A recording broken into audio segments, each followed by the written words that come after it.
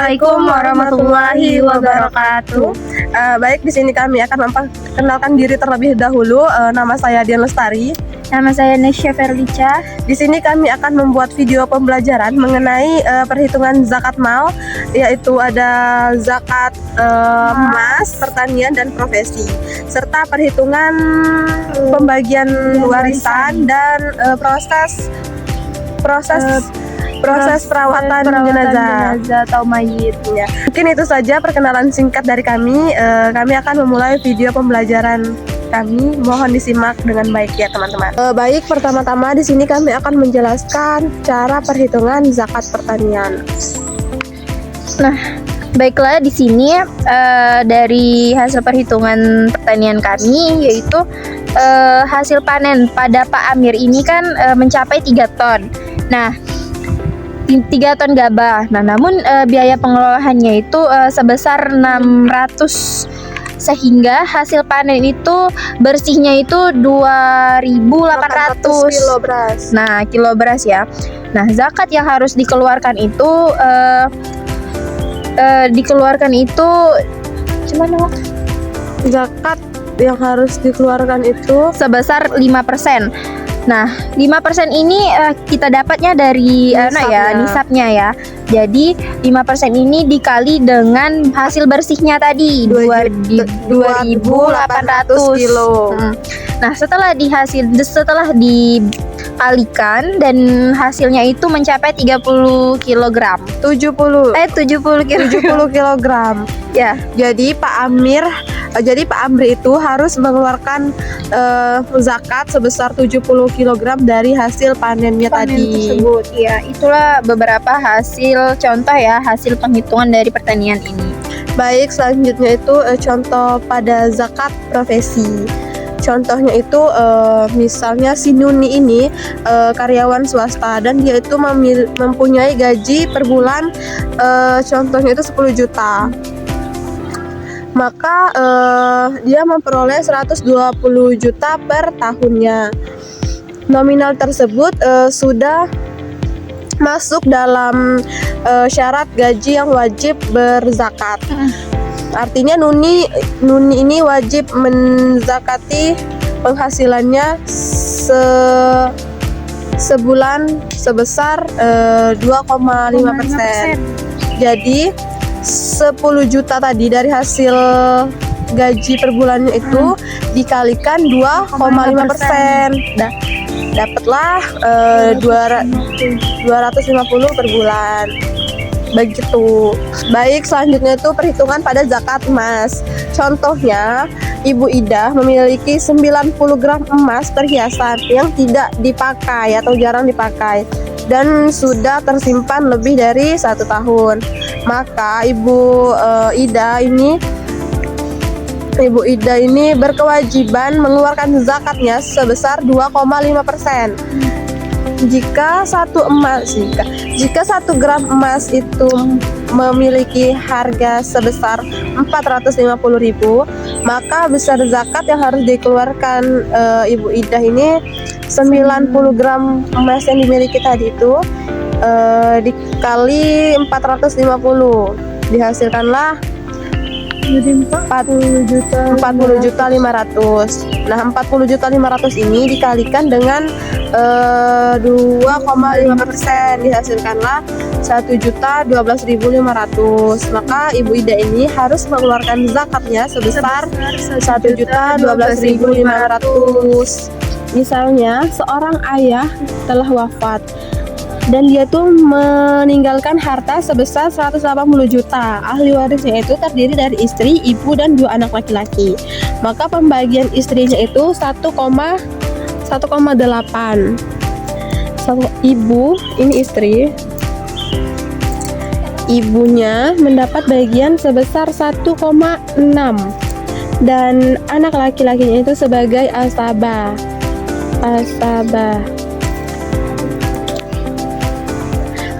Maka pembagiannya adalah istri tadi 1,8 dikalikan 24. 24 ini kelipatan dari ini 8, 16 dan 24. 6, 12, 16 dan 24. Ini sama ya guys. Jadi 24 dikali harta yang ditinggalkan tadi 180 juta. Maka yang didapatkan istrinya itu sebesar sini ya, 22 juta 500. Ini istri. Dan ibunya 1,6 dikalikan 24 kelipatan tadi dikalikan 180 juta sama dengan 30 juta. Ini bagian ibu. Dan asabahnya itu anak laki-lakinya tadi kelipatan tadi 24 dikurang 3 tambah 4 dikalikan 180 juta. Maka hasilnya itu 127.500. Ini untuk masing-masing anak laki-lakinya. Jadi masing-masing anak laki-lakinya itu mendapatkan 127.500 dibagi 2 sama dengan 63.750 masing-masingnya. Sudah. Jadi inilah hasil dari perhitungan pembagian warisan yang hartanya tadi itu sebesar 180 juta. Itu pembagiannya. Baik, sekarang masuk ke contoh kasus kedua yang dimana seseorang yang telah wafat atau meninggal itu meninggalkan hartanya sebesar 42 juta ya. Nah, di sini ahli warisnya terdiri atas suami dan 2 saudara perempuan sekandung. Nah, kita masuk ke pembagian hasil. Nah, di sini suami mendapatkan 1/2 pembagiannya ya, bagiannya, dan 2 saudara perempuan sekandung 2/3. Nah, di sini KPK. Nah, kita bisa lihat KPK atau kelipatan persekutuan terkecil dari bilangan penyebutan itu kan 2 dan 3, itu sama dengan 6 ya. Nah, sementara bilangannya itu adalah 7, maka terjadilah 7/6. Nah, sekarang kita masuk ke hasil masing-masing pendapatan bagiannya ya. Nah, di sini teruntuk suami mendapatkan 3/7 itu dikali nominal harta ya, yaitu 42 juta. Nah, dari hasil perkalian itu mendapatkan hasil 24 juta. Nah, sama dengan saudara perempuan, yaitu 2 anak saudara perempuan sekandung itu, tapi ia 4/7 itu dikali 42, hasilnya tetap sama 24 juta. Dikarenakan masing-masing memperoleh harta warisan sebesar 24 juta. Nah, yang membuat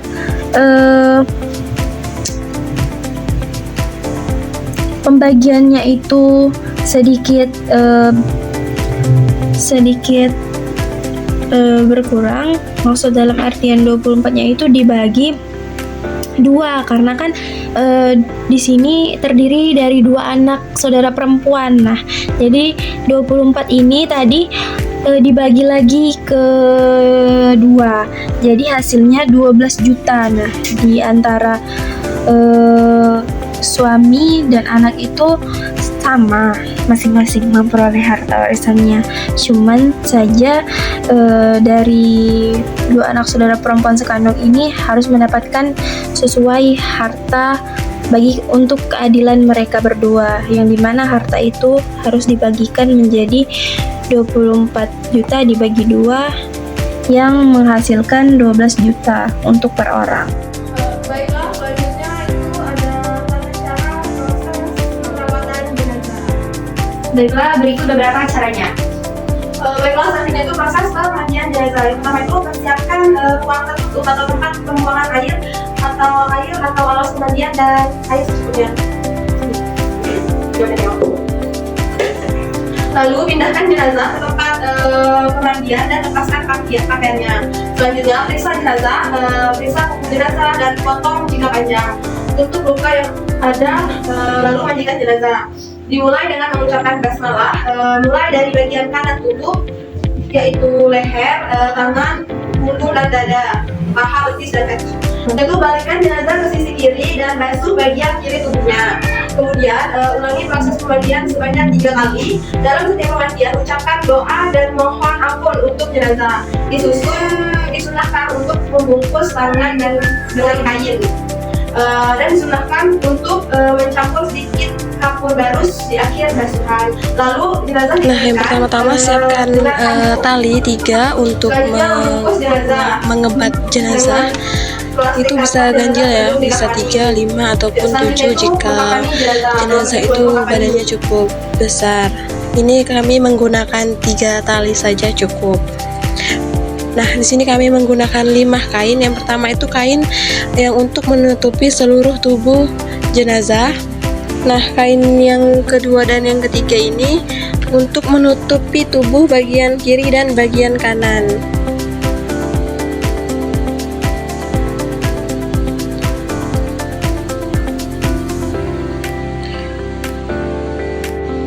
Selanjutnya kain keempat ini untuk menutupi bagian bawah atau punggung mayat. Selanjutnya itu kerudung untuk mayat di bagian atas ya.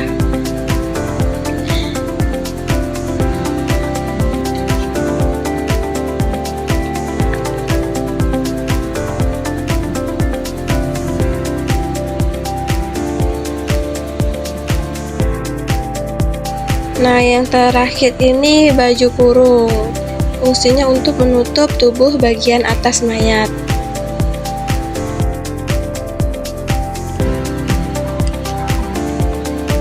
Selanjutnya itu pakaikan kerudung kepada mayatnya.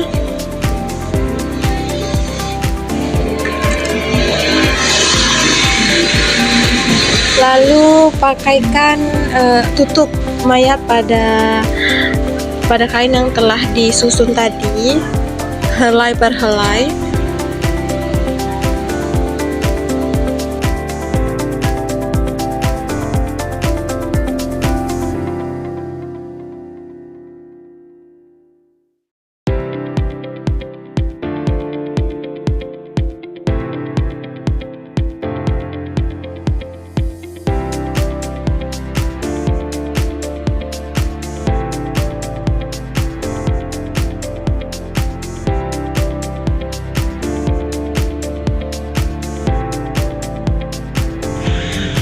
Nah, jika sudah, selanjutnya itu mengikat mengikat mayat pada kain yang telah disediakan tadi.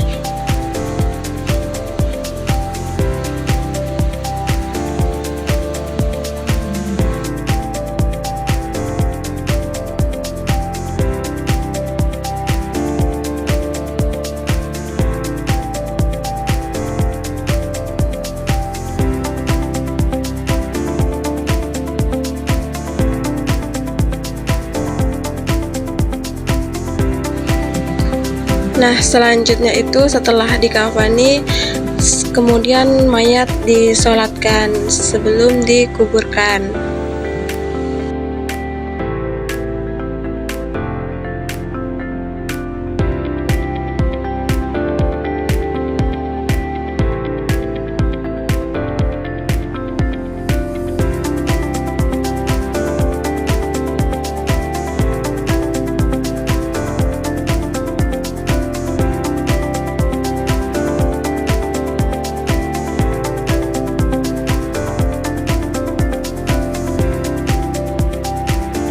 Mungkin itu saja yang dapat kami sampaikan dari video pembelajaran kami. Kurang dan lebihnya kami mohon maaf, kepada Allah kami mohon ampun.